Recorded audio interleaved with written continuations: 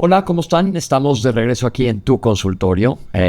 Vamos a darle continuidad a donde nos quedamos la vez pasada, que estuvimos hablando de las enfermedades relacionadas a la alimentación, que como aprendimos la semana pasada, no tienen nada que ver con la alimentación, sino tienen que ver con la autoestima.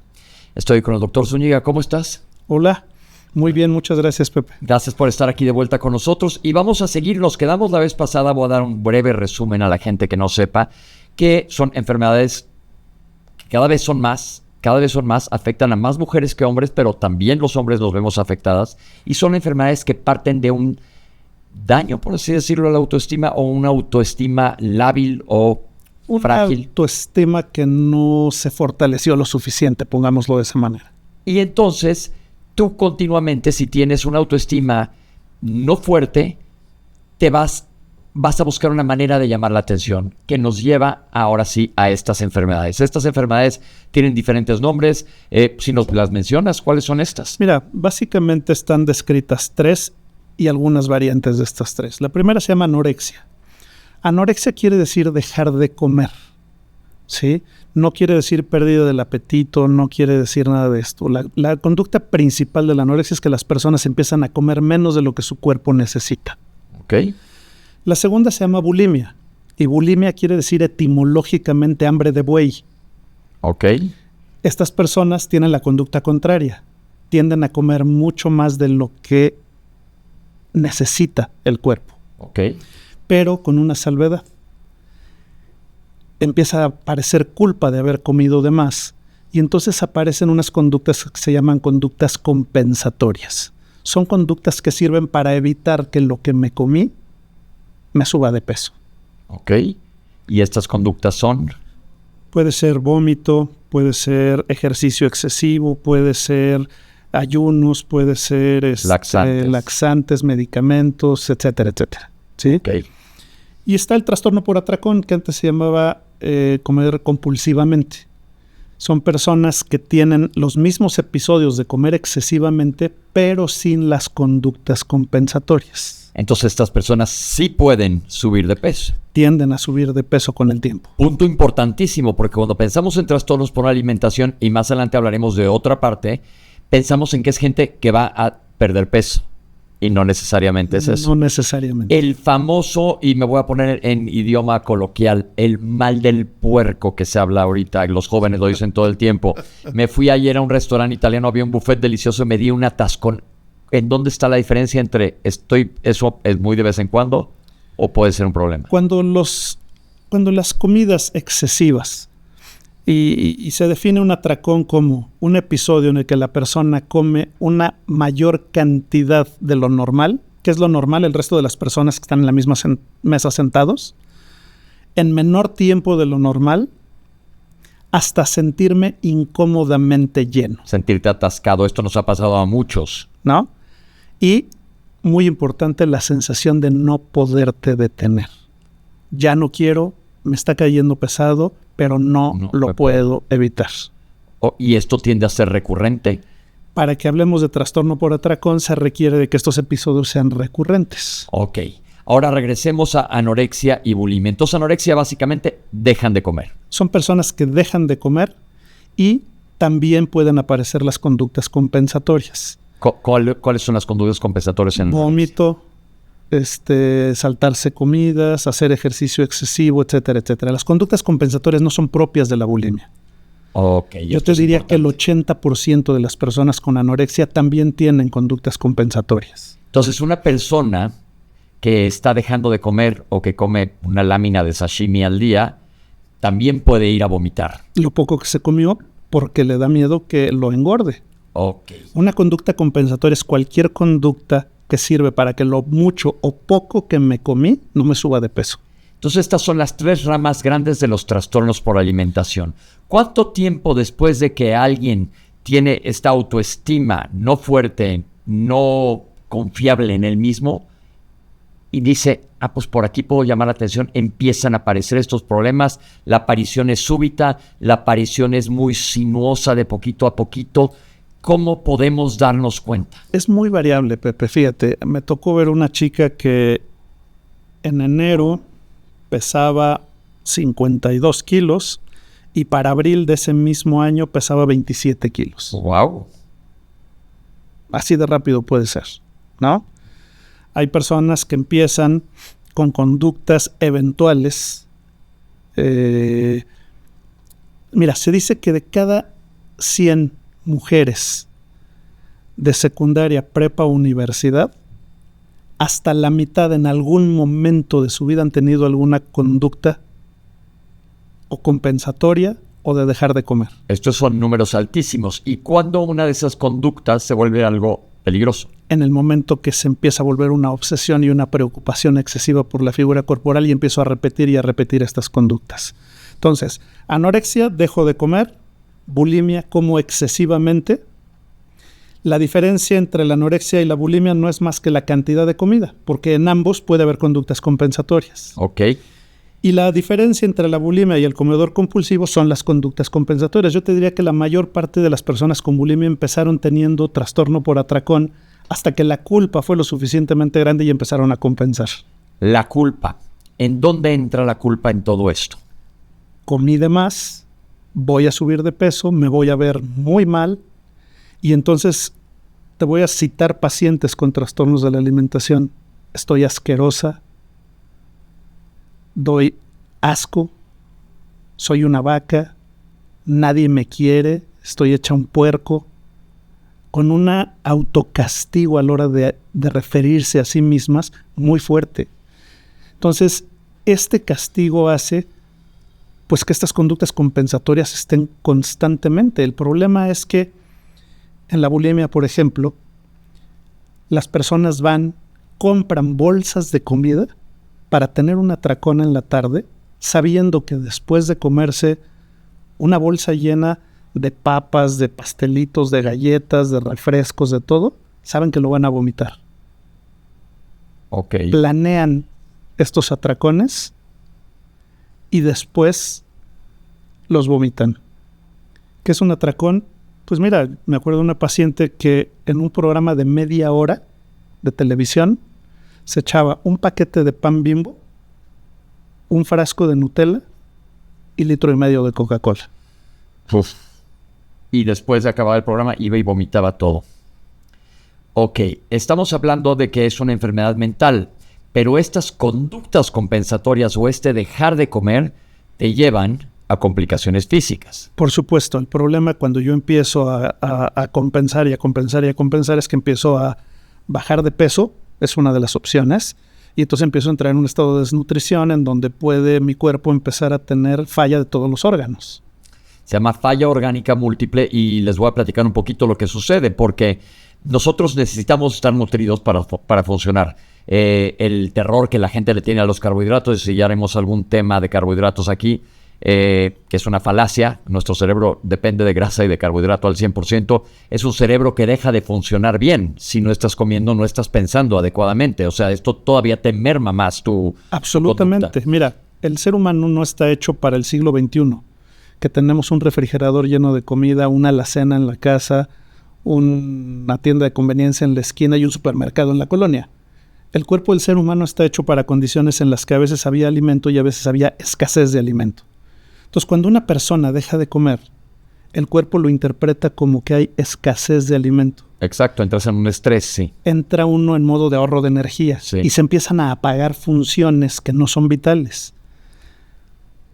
Las funciones reproductivas se dejan de producir hormonas y las mujeres empiezan a dejar de tener menstruaciones.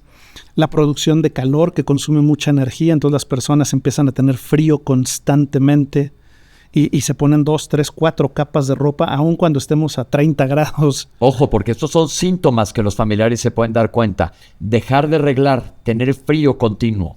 La preocupación excesiva, pesarse y medirse varias veces al día. La minimización de la importancia de un peso bajo. Sí, yo sé que si bajo de peso y la gente que baja de peso se puede enfermar, pero yo estoy bien, a mí no me pasa. Otra cosa que sucede mucho son problemas digestivos por el vómito que te tiende a quemar el esófago, y no solo eso, te quema inclusive el esmalte de los dientes. Los dientes se van acabando, acaban con los dientitos chiquititos. Y voy a meterme a comentar que esta gente muchas veces tratan de esconder lo que está haciendo. Se vuelven muy expertos en el arte de manipular su enfermedad. Absolutamente. Y entonces te dicen, no tengo hambre. Nunca tienen hambre. Siempre van a las comidas, pero te dicen, no, ya comí. Comí antes de venir. O no van a las comidas y te dicen, llegó al postre y nunca comen. Nadie los ve comer en público. O se levantan acabandito la comida y van al baño. O se levantan acabando la comida y van al baño. Y traen un chicle en la boca continuamente. O las personas con bulimia o con trastorno por atracón, nadie entiende por qué tienen un sobrepeso tan grande si siempre pide una ensalada nada más, ¿no? El problema es que pide una ensalada cuando está en público. Pero yo tuve un paciente que cambió uno de sus burós por un mini refrigerador y tenía dentro comida y comida y comida y comida. Y esto, psicológicamente hablando, a nivel, tú como psiquiatra, ¿qué compensación buena les trae? ¿Por qué lo hacen? Por la satisfacción. Mira, en la anorexia hay una satisfacción muy rara. No es no tengo hambre. La persona con anorexia dice, tengo mucha hambre, pero pude no comer. Pude más que mi instinto de supervivencia. Es como ganar una carrera ya con los dedos morados. Exactamente. Lo logré. Exactamente. Eso le da una reafirmación positiva, sentirse bien. Por supuesto, porque entonces sí tengo fuerza, no soy tan débil, no soy tan poca cosa. Ok. Aunque sea algo negativo. Aunque sea algo negativo, por supuesto. Y la gente de alrededor, los familiares, empiezan a ponerles mucha más atención. Por supuesto. Y entonces, ¿qué pasa? Se refuerza la conducta. Si yo me tiro al piso y me levantas, pues me voy a seguir tirando al piso. Si yo me enfermo y me pones atención, pues de menso me curo. Esto yo creo que es muy clave lo que nos acaba de comentar, porque dices, ¿cómo no va a quererse curar ya? Si ya no está arreglando, parece una varita de nardo, como se decía antes, se está congelando todo el tiempo, se te depletan las proteínas, te depletan las vitaminas, pueden sangrar de más, etcétera. Muchas funciones corporales que empiezan a sufrir este tipo de pacientes, pero la gente les está haciendo caso. Te pongo un ejemplo muy claro. Yo tenía una paciente que venía de Monterrey a la Ciudad de México todas las semanas en camión para su sesión. Y un día, en una de nuestras sesiones, le pregunté, oye, a ver, ¿qué pasaría si mañana te levantaras y pudieras comer perfectamente bien y no tuvieras esta anorexia y no tuvieras que vomitar lo que comes? ¿Qué pasaría? Y entonces se queda seria, se pone a llorar. Le digo, ¿qué pasó? Me dice, pues que no tendría de qué hablar con mis papás. Wow. Se vuelve el centro de atención la enfermedad. Más bien no el problema de autoestima, sino el efecto que es la anorexia, la bulimia o el trastorno por atracón. Esta paciente no regresó nunca más a consulta después de esa sesión. ¿Y no supiste qué pasó con ella? No. Ahora, en base a lo que tú has visto, ¿qué mortalidad tienen estos pacientes? Porque estas situaciones te pueden llevar a morir. Mira, los trastornos de la alimentación, específicamente la anorexia, son las enfermedades de más alta mortalidad dentro de las enfermedades de la salud mental y emocional. Se pueden morir hasta el 18% de las personas. Hay estudios que dicen que hasta el 23%. ¿Y de qué mueren? ¿De un paro cardíaco por baja de potasio? De desnutrición. Desnutrición. Como si te quedaras como los sobrevivientes de los Andes, atorado en los Andes y ya no tienes nada que comer, te mueres de desnutrido, aunque tengas un refrigerador lleno. Y no solo eso. Me acuerdo de un caso de una chica que falleció en el hospital, una chica de 18 años, pesaba 23 kilos y medio. Le pusimos suero, se lo arrancó. Le pusimos una sonda nasogástrica, se la arrancó varias veces. Lamentablemente falleció. Y yo lo último que le escuché decir es, no quiero engordar. ¿Por qué se aferran tanto ¿Es un verdadero miedo a engordar? Sí es un miedo a engordar, pero otra vez, como estoy llevando al cuerpo y me tengo que convencer de que no me gusta mi cuerpo porque eso es más manejable que no me gusto yo. Entonces, mientras no se trabaje la parte de la autoestima y la parte emocional, nunca se va a resolver. Es imposible que una paciente con un trastorno de la alimentación coma si no resolvemos lo que hay detrás. Y te pongo otro ejemplo. Imagínate que el trastorno de la alimentación es como un salvavidas. Ajá. Entonces vas en un barco, el barco naufraga, se hunde, y tú ves un salvavidas y te agarras del salvavidas. ¿Ok? Imagínate que ese es tu trastorno de la alimentación. Entonces mandan un grupo de rescate, un helicóptero, y en el momento que el helicóptero se para frente a ti, encima de ti, se asoma una persona por la escotilla y te dice, oye, aviéntame el salvavidas. ¿Qué le dirías? ¿Vas? Pues de ninguna manera te claro, sus vidas, exacto, porque sí, no sé nadar. Exacto, no me voy a ahogar yo, sí. ¿No? Eso es exactamente lo mismo que decirle a una persona con anorexia, oye, come. O a una persona con trastorno por atracón, oye, ya no comas. Es exactamente lo mismo. Las personas no van a poder dejar la enfermedad mientras no resuelvan la causa. La persona no va a poder soltar el salvavidas si no le enseño primero a nadar. Ok, no vamos a hablar hoy de tratamientos, nos lo vamos a dejar para otro episodio, pero esto es muy importante porque inmediatamente cualquier familiar de una chica, y digo una chica porque es más común, o de un chico que tiene este tipo de problemas es, ahora comes, a patadas lo quieres poner a comer. A ver, y los están vigilando las 24 horas y les no cuentan y los presionan. Castigos, etcétera, no funciona absolutamente nada. Entonces, una mamá que me decía, oye, es que ¿qué hago con mi hija? Ya no sé qué hacer. Ya le insistí, ya le rogué, ya la regañé, ya la castigué para que comiera. Digo, ¿cuánto tiempo tiene haciendo esto? Me dice, pues 2 años. Le digo, ¿y qué ha pasado en estos 2 años? Pues cada día está peor. Le digo, ¿y qué te hace pensar que si la sigues presionando ahora sí va a comer? Claro. Puede haber también, entonces, ya nos hablaste de las 3 enfermedades y las conductas compensatorias. ¿Puede haber una combinación de las enfermedades? Por supuesto, puede haber por episodios y demás.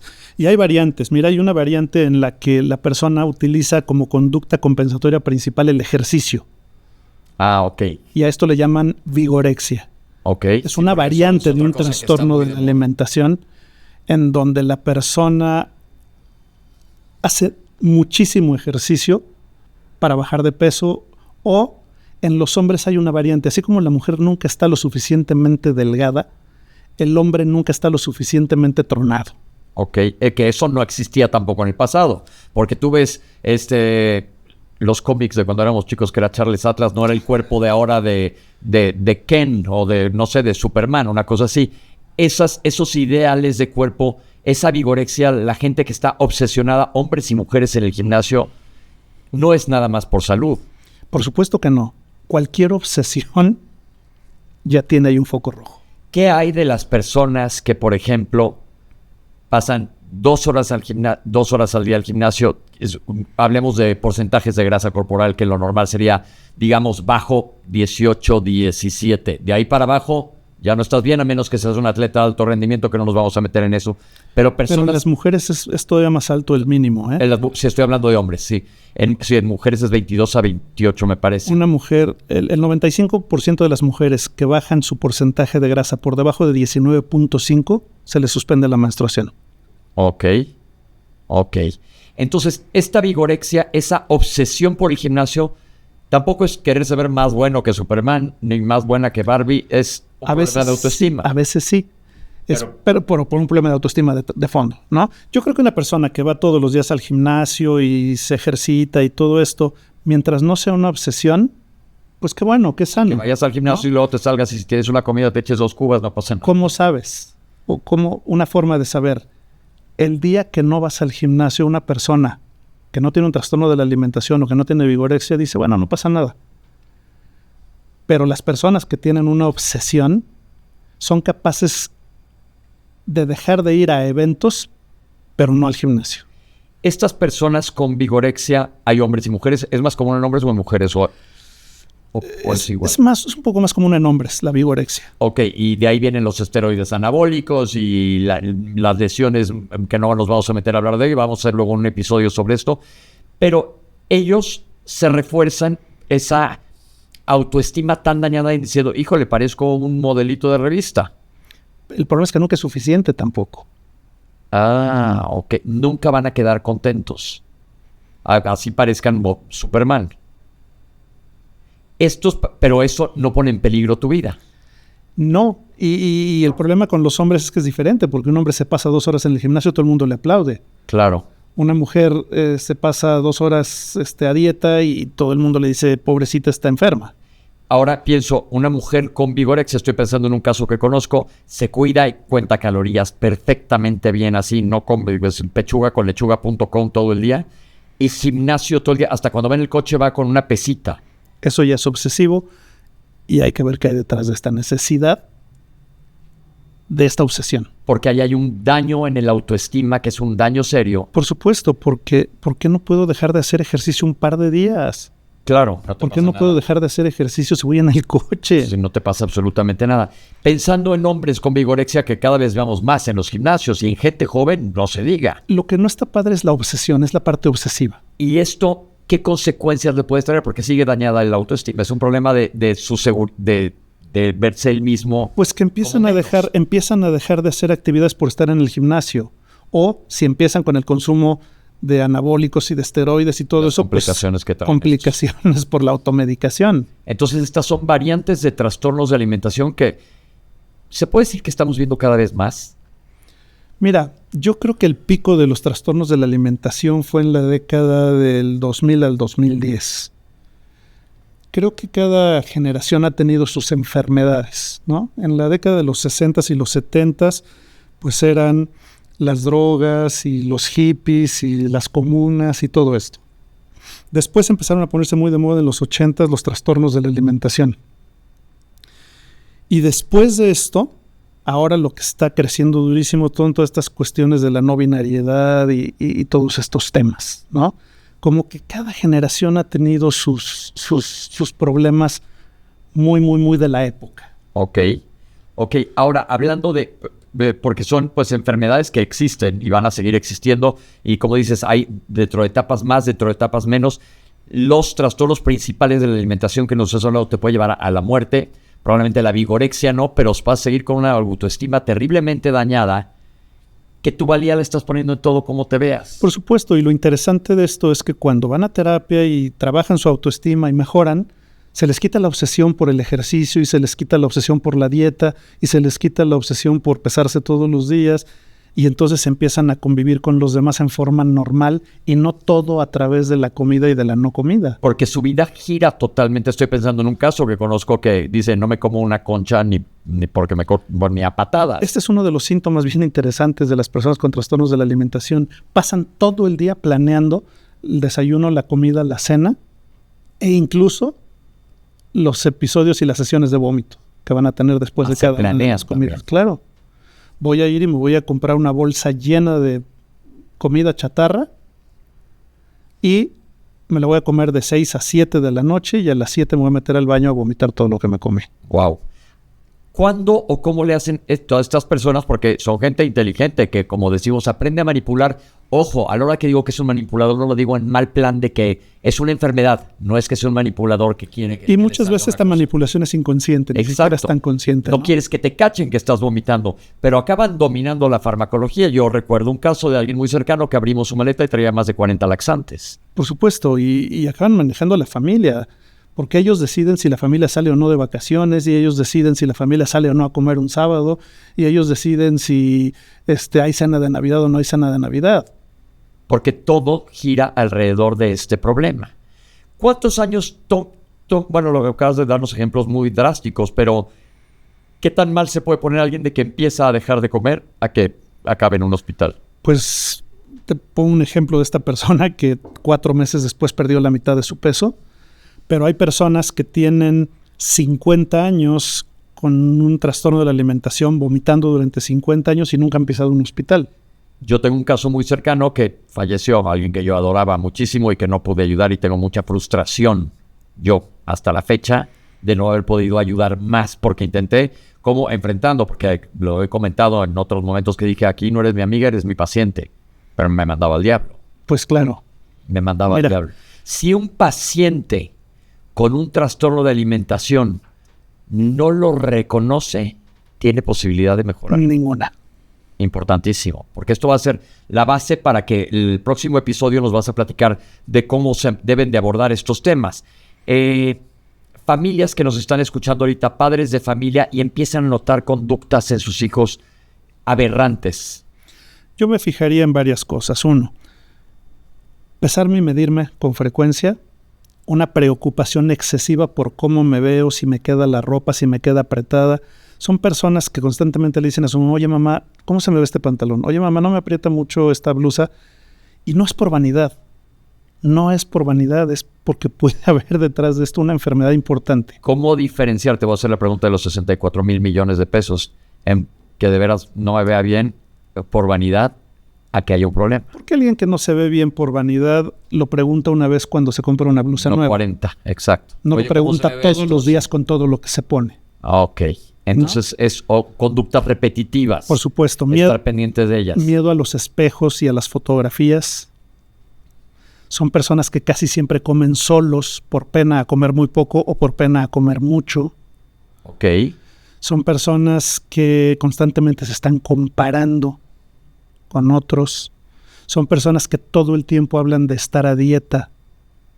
Los temas de conversación son recurrentes, como de cuánto estás levantando en el gimnasio, cuánta grasa tengo, me veo mejor que nunca. Cuántas calorías tiene cada uno de mis platillos y mide las calorías por mí y por todos mis compañeros, ¿eh? Oye, todo ese plato te vas a comer, ¿tú sabes cuántas calorías tiene eso que te estás comiendo?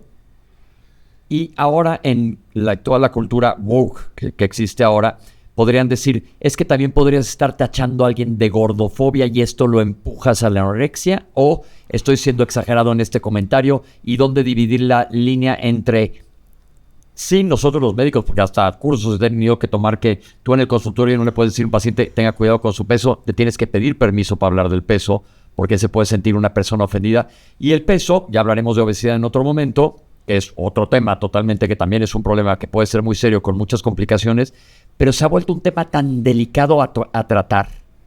Esta gordofobia, que la palabra ni siquiera me gusta, ¿puede empujar a estos trastornos? No, por supuesto que no. Ok, qué bueno que lo aclaras. Por supuesto que no. Tienes que traer ya una base. Y de hecho sirve mucho para justificar muchas cosas. Sirve para que no me estén fastidiando, sirve para que no me estén diciendo que estoy enfermo, sirve para mucha gente se escuda en esta cultura de la gordofobia, ¿no?